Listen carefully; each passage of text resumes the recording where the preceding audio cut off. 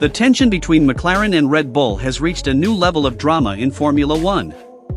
After the United States Grand Prix, reports surfaced revealing that McLaren had hidden a secret message beneath the grid tape used by Lando Norris, a clever yet provocative move in the ongoing psychological warfare between the two teams. The story began when Red Bull was fined €50,000, half of it suspended, after one of their crew members attempted to access the grid during the formation lap.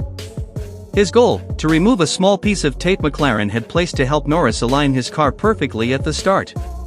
But McLaren had anticipated such a move. Sources claim the Woking team used a special kind of tape that leaves a mark even after being peeled off. At the Singapore Grand Prix, McLaren reportedly went a step further, leaving a cheeky message beneath the tape: "Better luck next time." It was a subtle but cutting jab that perfectly summed up the escalating rivalry.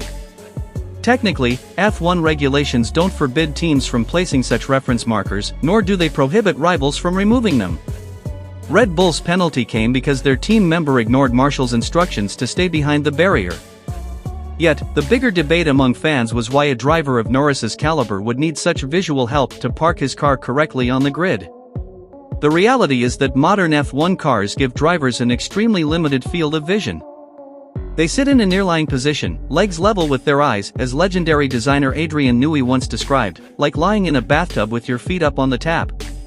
Add in the halo and impact structures, and visibility becomes almost zero. That's why many drivers use external reference points, like tape, to make sure they're perfectly aligned in the box. Carlos Sainz explained, "I'm lucky to have a very good reference line on my car, but in others, I've needed tape on the wall to line up." It depends on the car.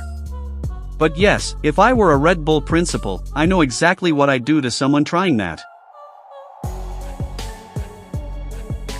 Nico Hülkenberg agreed that it's a common challenge. "It's not easy with these new generation cars. I don't use tape, but I take a last look at the yellow line and then judge from there. Sometimes better, sometimes worse, it's part of the challenge." For McLaren, precision in these details could make the difference between victory and defeat. Their grid procedure is meticulous: push the car as far forward as the rules allow within the yellow lines, then mark that exact spot.